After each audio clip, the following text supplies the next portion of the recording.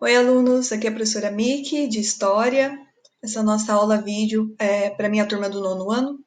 E a gente vai estar dando, então, continuidade aos nossos estudos sobre a República Velha, tá? Também conhecida como Primeira República Brasileira.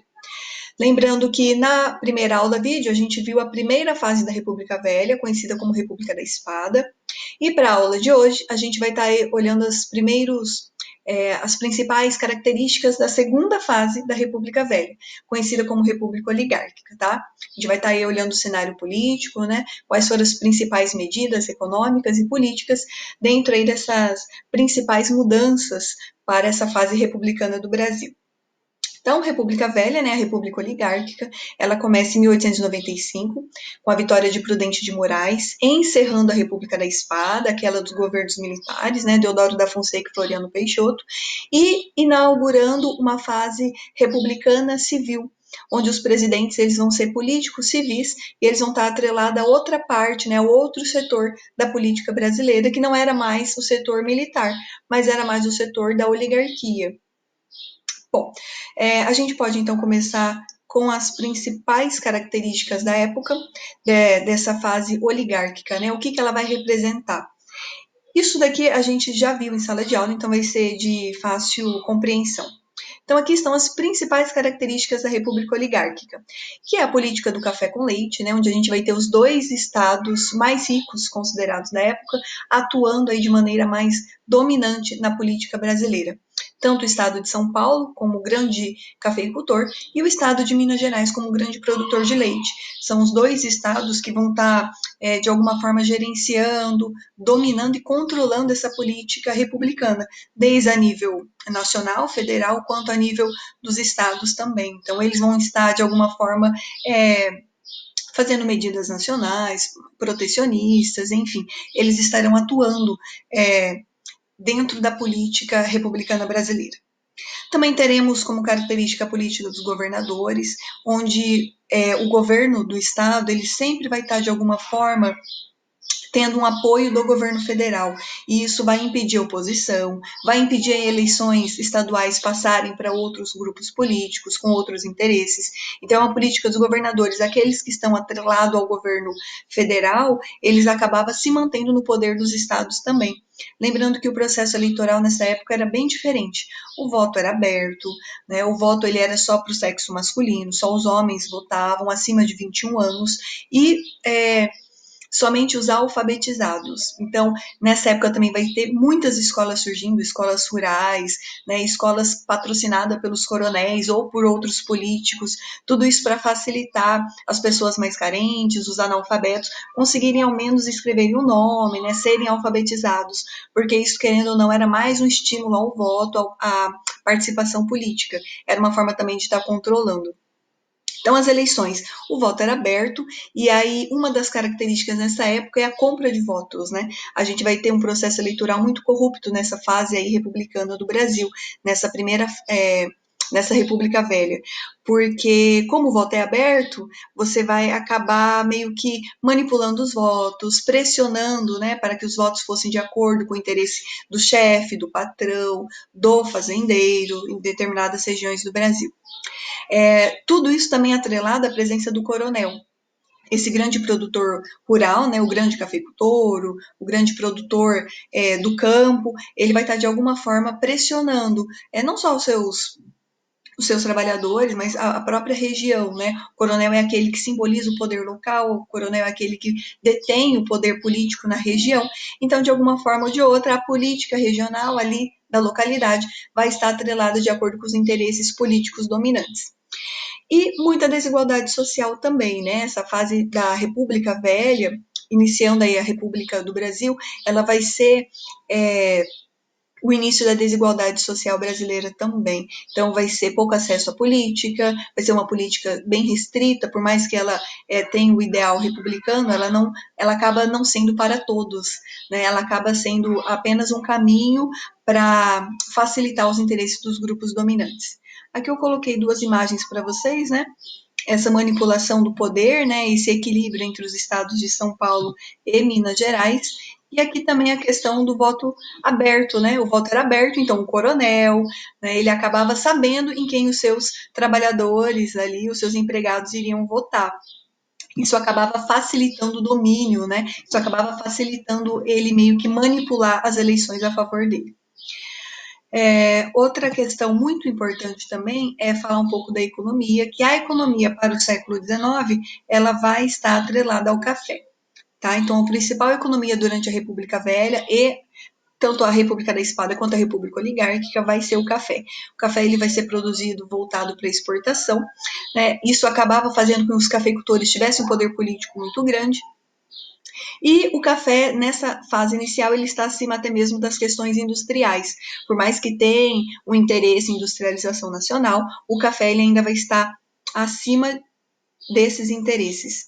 Então aqui eu trouxe para vocês, né, lá, ó, as regiões cafeicultoras mais conhecidas, mais famosas e mais ricas, né, ali do século XVIII para o XIX e para o XX. E aqui a gente também tem a expansão do café, ela no século XIX para o XX, né, ela acaba saindo ali da região de São Paulo e ela começa a ir em direção aos estados de Mato Grosso do Sul, Goiás, a outros territórios, mostrando mesmo essa expansão cafeicultora e o próprio poder político dos cafeicultores. Vale também lembrar os ciclos econômicos, né, do Brasil. A gente começa com o pau-brasil no século XVI, passa pela cana-de-açúcar no século XVII, lá no Nordeste. O século XVIII é dominado pela extração aurífera, né, a descoberta do ouro, e o século XIX para o XX, nós temos então a produção cafeeira acontecendo principalmente aí nessas regiões. Como era a política, né? Qual vai ser as características da política na República Oligárquica? Além daquelas que a gente já falou, política dos governadores, a política do café com leite, a questão das eleições, né, muito fraudulentas na época e a desigualdade social, a gente também vai ter a política controlada, né, pelos cafeicultores, né, o café de São Paulo e o leite representando Minas Gerais, então a política do café com leite ela está muito presente nessa república oligárquica. E outra característica importante que vai retomar a questão da desigualdade social é que não havia uma política pública voltada para a urbanização, voltada para as questões dos trabalhadores, questões trabalhistas, né? O Brasil ele acaba entrar na República, ele acaba de sair de uma escravidão de 300 anos, né, em torno de 300 anos, então não há uma política voltada para essas questões mais sociais. É por isso que essa desigualdade social ela acaba tendo início na República e aumentando também conforme o tempo. Vai ser uma política, na verdade, nesse período oligárquico, onde ele vai permitir a concentração de poder nas mãos de poucas pessoas, lideradas aí, né, representadas pelos cafeicultores ou por outros grandes proprietários rurais. Tá? Então, é um cenário de muita desigualdade social. Apesar de todo o ideal que a República traz, ela não promove, nessa fase da República Velha no Brasil, medidas políticas que viabilizassem, enfim, de uma maneira mais democrática possível. Tá? Então, são essas questões aí que vão envolver a república oligárquica, principalmente questão econômica e a questão política. Óbvio que isso vai levar para outras consequências, né, como as revoltas populares que a gente vai ver logo depois, e vai deixar a república oligárquica um pouco instável também, né? Por mais que ela tenta aí promover algumas medidas, ela não vai ter uma política pública voltada para as questões sociais. E isso vai acabar interferindo aí nas revoltas populares também.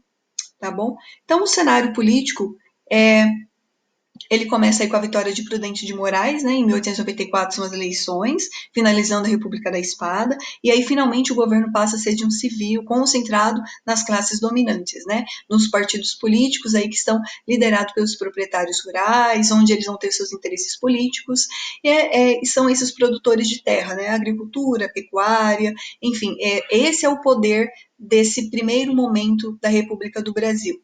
Que eu trouxe para vocês a lista dos presidentes de toda a fase da República Velha, né? Começa lá com Deodoro da Fonseca e vai terminar com Washington Luiz. E a República Oligárquica começa com o presidente número 3 ali, Prudente de Moraes. É ele que vai estar inaugurando a fase da República Oligárquica, colocando outras medidas políticas para essa fase. Como a gente falou aqui, a questão do voto, né, de todo o processo eleitoral. Trouxe para vocês aqui a linha histórica do Brasil, né, até ali o governo Vargas, e a gente pode olhar a República Velha, que vai acontecer logo depois do Segundo Reinado, com a proclamação da República, né, dividida em duas fases, República da Espada e República Oligárquica. Essa República Oligárquica, ela vai acabar só em 1930, com as eleições, né, vai ser um processo eleitoral de novo, né, vai acontecer por meio de protesto, né, vai ter muita estabilidade política, e aí surgindo uma outra fase da nossa história conhecida como Era Vargas, com o governo de Getúlio Vargas, que já não é mais república oligárquica, né, que é um governo getulista, que é um governo varguista, e aí vai ter outras características. Mas, só para a gente finalizar aqui, mais uma linha histórica, né, para vocês dessa República Velha.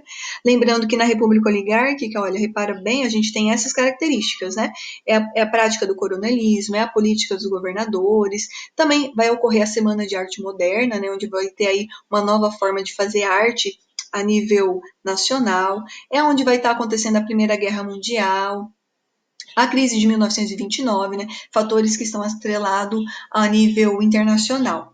A gente vai falar disso aí conforme no decorrer das nossas aulas. Para o Brasil, a gente está na segunda fase da República Velha, conhecida como República Oligárquica. São as primeiras medidas republicanas que não conseguem atender todas as demandas sociais do período, mas eles conseguem promover algumas mudanças no cenário eleitoral, questão do voto, né? Por mais que tenha muitos fraudes eleitorais naquela época, eles estão tentando encontrar medidas dentro desse viés republicano para, enfim, que fosse o mais próximo possível do ideal republicano. Bom, são questões principais, né, dessa república oligárquica, lembrando que ela vai ser governada principalmente por interesses dos proprietários rurais, e aí liderados pelos cafeicultores. Por que cafeicultores? Porque o café, nessa época ali do século XX, né, até meados do XX, vai ser a grande riqueza nacional, né? Ele vai ser o grande produto a ser exportado. Então, toda a riqueza nacional vai estar em volta do café, e aí as questões políticas também, né? Tudo que envolve os interesses, principalmente dos cafeicultores. Bom, é isso. Então, fazendo um pequeno resumo, né? A República Velha tem dois períodos, República da Espada e República Oligárquica. A República Oligárquica é esse grande período de 1895 até 1930, com todos aqueles presidentes que a gente coloca, e a gente estuda eles mais para frente. A economia ela ainda está centralizada na questão do café. O café é o grande produto a ser exportado, fazendo com que os cafeicultores sejam esse nome de poder dentro da política. É um período do coronelismo, né? É um período onde a gente vai estar tendo esse poder político voltado na mão dos proprietários rurais. Em sua localidade, eles são conhecidos como os coronéis.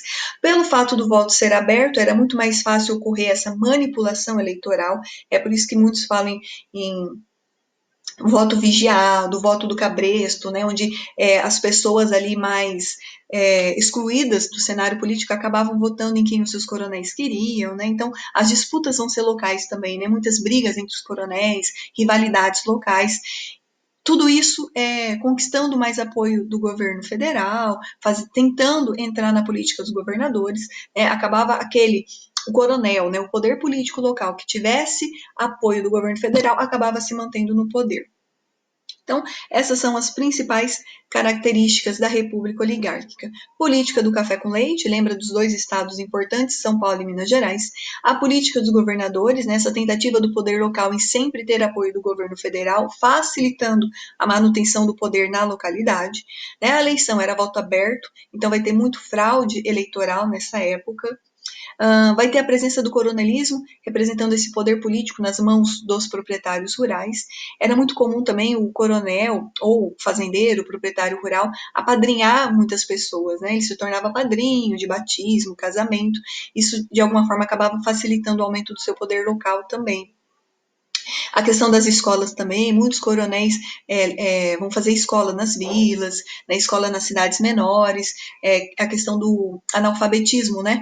Era importante o trabalhador saber escrever e saber ler para poder votar. Isso, de alguma forma, também estará fazendo parte dessa manipulação nesse processo eleitoral. Lembrando, né, que as eleições não são mais assim.